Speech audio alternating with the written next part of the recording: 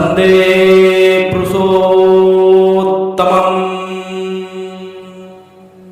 जो भाव विरुद्ध भाव द्वारा आहत या अभिभूत नहीं होता वही है विश्वास। विश्वास नहीं रहने पर दर्शन कैसे होगा?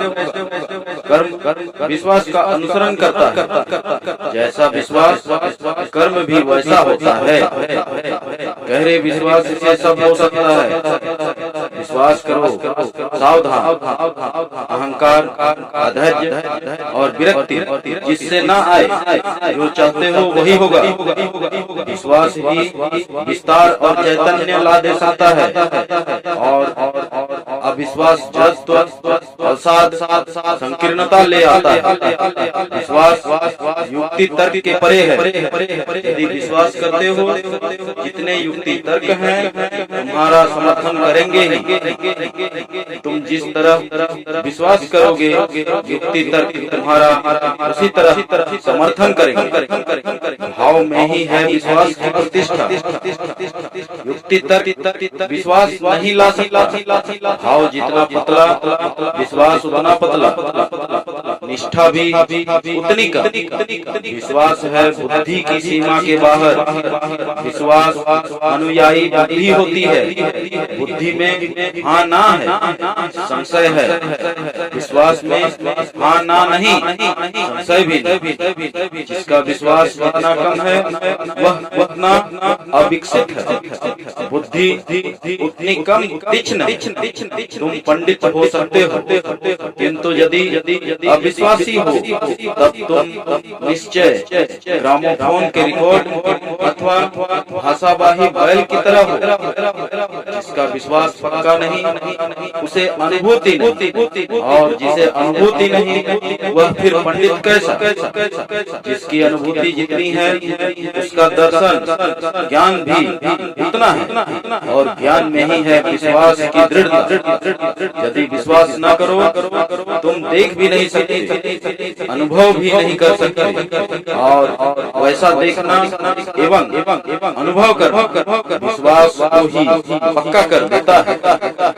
जैसे आदर्श में तुम विश्वास स्थापन करोगे तुम्हारा स्वभाव भी उसी तरह होगा और तुम्हारा दर्शन भी तद्रूप होगा।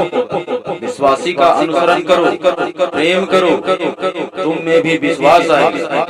मुझे विश्वास नहीं है, इस भाव के अनुसरण से मनुष्य विश्वासहीन हो जाता है। विश्वास नहीं हो ऐसा मनुष्य नहीं। जिसका विश्वास जितना गहरा है उतना उच्च है। जिसका मन उतना जीवन उतना ही गहरा है।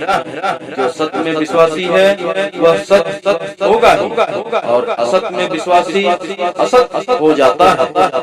विश्वास विरुद्ध भाव द्वारा आक्रांत होने पर ही संदेह आता है।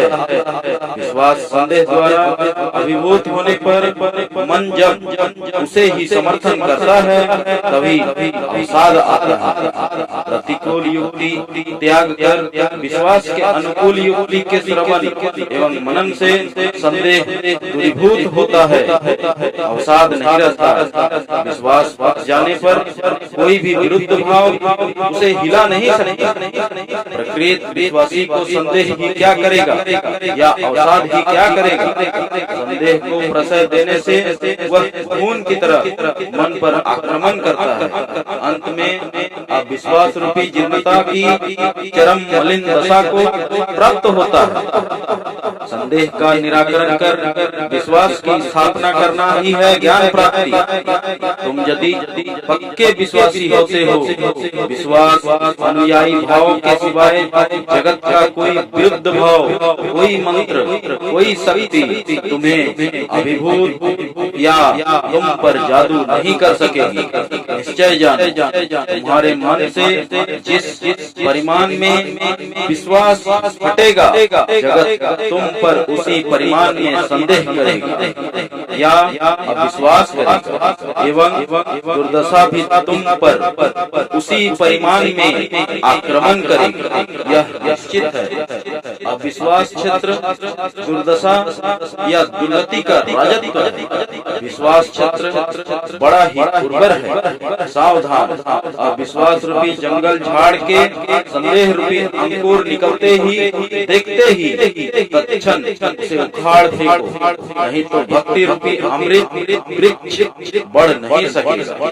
श्रद्धा और विश्वास दोनों भाई हैं, एक के आते ही दूसरा भी आता है। संदेह का निराकरण करो, विश्वास के सिंहासन पर भक्ति को बैठाओ, हृदय में ब्रह्मराज्य संस्थापित हो। सत्य में निर्विच्छिन्न संलग्न रहने की चेष्टा को ही भक्ति कहते हैं। भक्त ही प्रकृत ज्ञानी है, भक्ति विहीन ज्ञान वाचक ज्ञान मात्र है।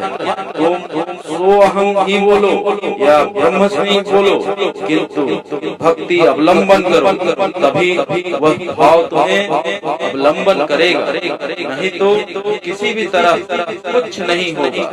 विश्वास जैसा है भक्ति उसी तरह आएगी, एवं ज्ञान भी होगा तदनुयायी। पहले निरअहंकार होने की चेष्टा करो, बाद में सो अहं कहो, नहीं तो सो अहं तुम्हें और भी अधपतन में ले जा सकता है। तुम यदि सत्चिंता में संयुक्त रहने की चेष्टा करते हो, तुम्हारी चिंता, आचार, व्यवहार इत्यादि उदार एवं सत्य होते रहेंगे, और वे सब भक्त के लक्षण हैं।